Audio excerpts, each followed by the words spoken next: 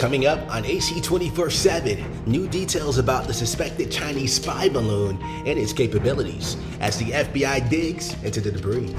Plus, what we're learning about new documents released in the Tyre Nichols investigation. And we'll tell you how the Postal Service is honoring a legendary black poet.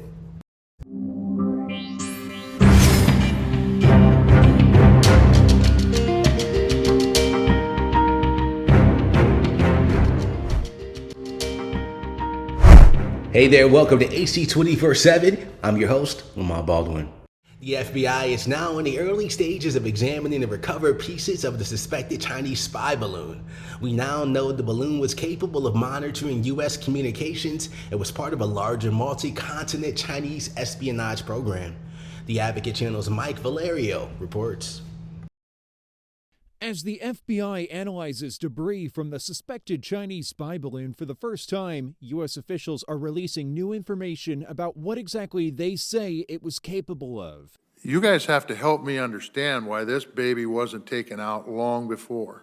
On Capitol Hill Thursday, senators demanding answers from the Biden administration and the Pentagon. Officials admitting in the hearing that the balloon was capable of collecting signals intelligence and was operating with technology capable of monitoring U.S. communications. And was able to loiter over our country for, 3 or 4 days, including over some of the most sensitive missile sites and military sites. Officials also revealing the balloon was part of a fleet flown over, quote, more than 40 countries across 5 continents. The U.S. expects to gain intel from recovering debris, including wiring and antennas, now being analyzed at the FBI's lab in Quantico. It's a gift from the Chinese. Now that we will have it in our hands, we will be able to explain to everybody exactly what this is. Also on Thursday, the House of Representatives unanimously approved a symbolic resolution condemning China over the incident. Meantime, the State Department says it's exploring further action against entities linked to the balloon's flight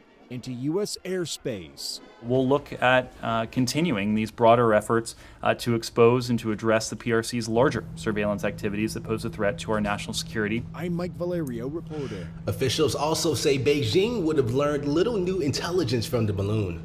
They are saying that once China realized the U.S. knew the balloon was in American airspace, they apparently stopped transmitting information. President Biden says he is not ready to decide whether he wants to run for re-election. The president spoke to Telemundo following an event in Tampa. When asked what was stopping him from deciding on another run, he said, quote, "I'm just not ready to make it." He also described the polls that showed Democrats want another candidate as being flawed. A recent ABC Washington Post poll showed that 58% of Democrats and Democrat-leaning independents said they would prefer another candidate.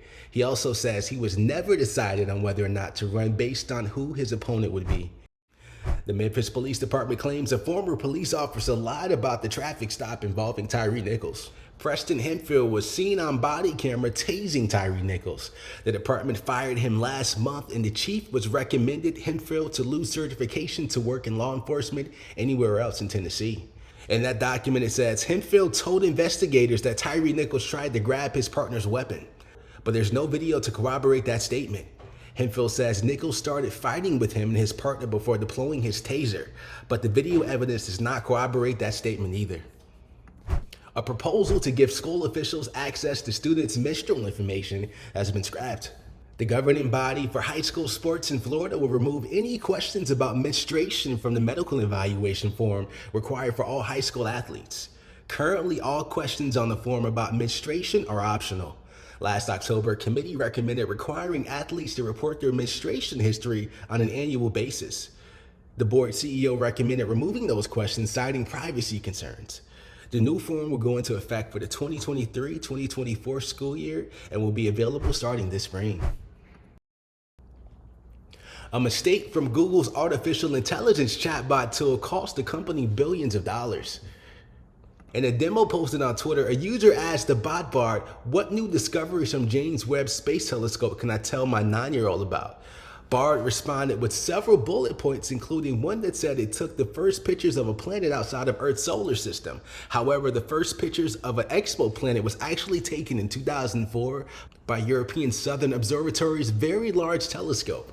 Shares in Google's parent company Alphabet dropped 7.7% Wednesday, which wiped $100 billion off its market value. Adidas says dropping Kanye West could cost the company $1.3 billion.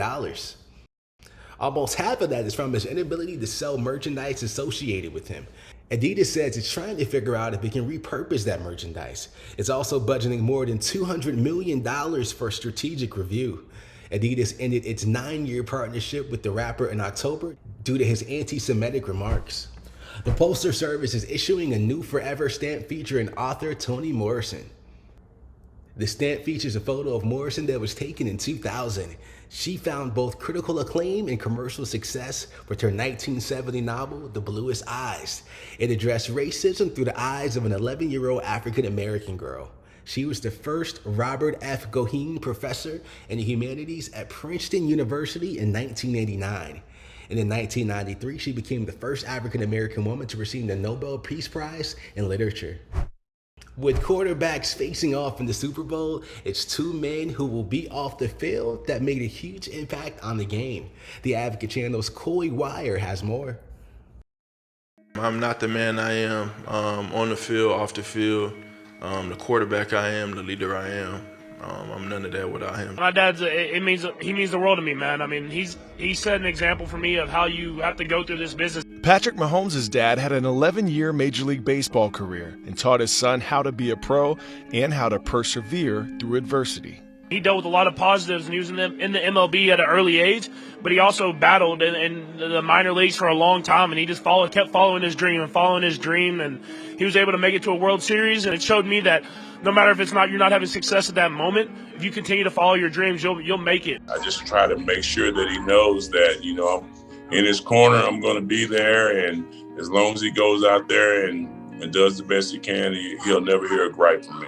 Hurts's dad was his high school football coach, and Jalen's been learning about leadership from him since the days he was just a ball boy for his dad's teams. It's a blessing to watch a young man that,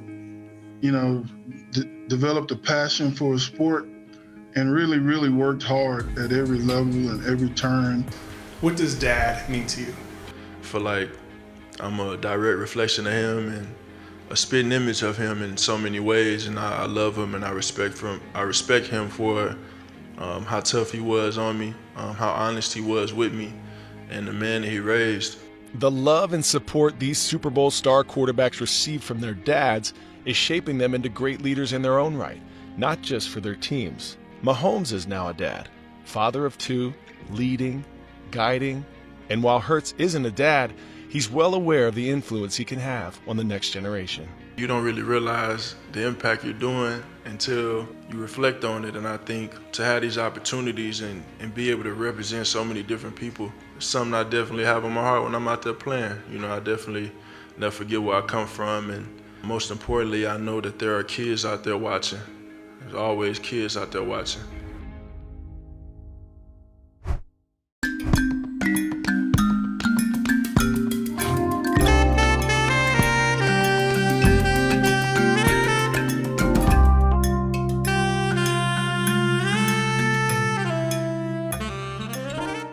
We are celebrating Black History Month, and today we want to spotlight the first openly gay MLB player, Glenn Burke. Glenn Burke played for the MLB from 1976 to 1979. Burke and teammate Dusty Baker are highly credited for inventing the high five after using the hand gesture as a congratulations for Baker's 30th home run. In 1982, Burke came out as gay, announcing it after he retired but continued his athletic passions, competing in the gay games in multiple sports. Burke was among the first class of inductees into the National Gay and Lesbian Sports Hall of Fame in 2013. Thank you for joining us for AC 24/7. For more content that advocates to you, go to advocatechannel.com and make sure you follow us on Instagram, Twitter, and Facebook, and subscribe to our YouTube channel. For the Advocate Channel, I'm Lamont Baldwin.